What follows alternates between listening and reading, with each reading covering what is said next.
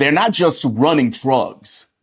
They're stockpiling weapons inside Georgia, inside your country. Feds just uncovered a cartel operation trafficking military-grade rifles, suppressors, and kilos of drugs, not across the border, but across I-75. If you think the war's over there, you're wrong. This is preparation. This is escalation. This is the cartel laying the groundwork for violence on American soil. And today, I'm going to break down exactly what they're doing and how we're already behind. Let's start with what just went down in Georgia. Coweta County. That's right, not Mexico, not Texas, not even California. Georgia. Literally a couple of states removed from me. Local and federal authorities raid a property tied to La Familia Mochocana, one of the most brutal cartels operating out of Mexico. What exactly did they find? What they found wasn't just a stash, guys. It was a weapons cache. Fully automatic rifles modified with auto sears, suppressors, hundreds of rounds of ammo, burner phones, false documentations, and more than 40 kilos of methamphetamine. This wasn't just a random bust. This was logistics. This was supply chain warfare.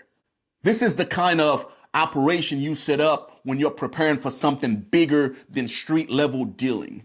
This was not just a drug house. So why Georgia? Why not Arizona or New Mexico or El Paso?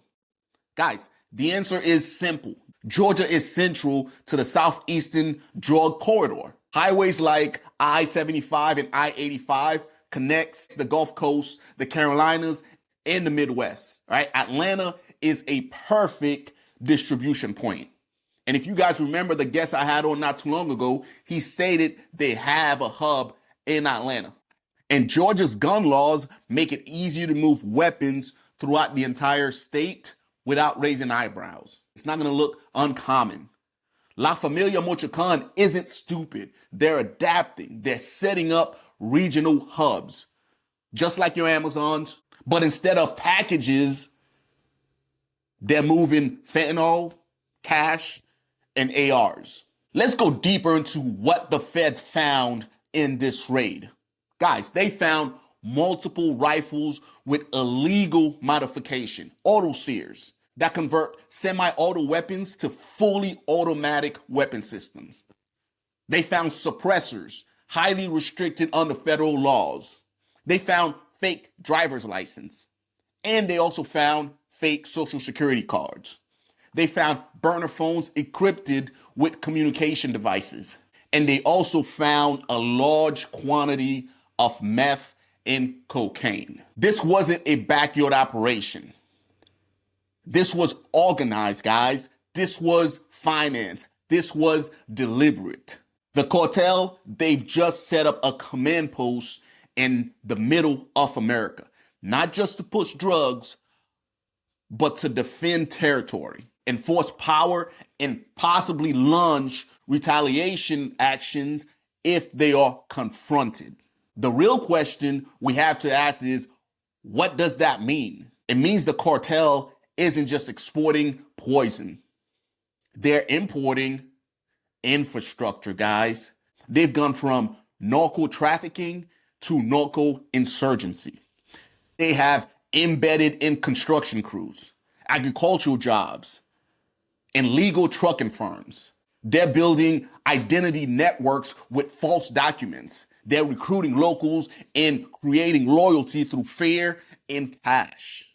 And now they're arming up, right? The US government is treating this like drug enforcement. But this isn't just a DEA issue, guys. This is a national security threat. This is asymmetrical warfare. The cartel doesn't need tanks anymore, right? What they do need is street control, and they're getting it. One safe house at a time.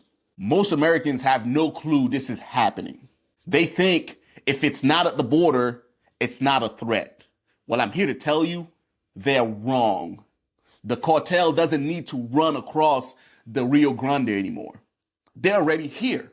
They're in our neighborhoods, in our cities. And by the time the public wakes up, it just might be too late. Guys, this isn't fear-mongering, right? This is readiness. The people who laugh at ISIS before Mosul fell are the same people ignoring La Familia Marchacon right now. And what I want you guys to understand is they're not hiding. They're moving.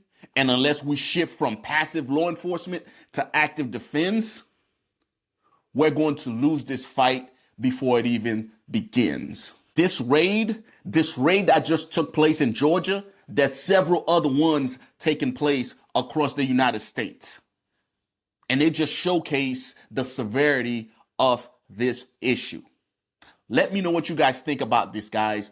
A large cache discovery in Georgia.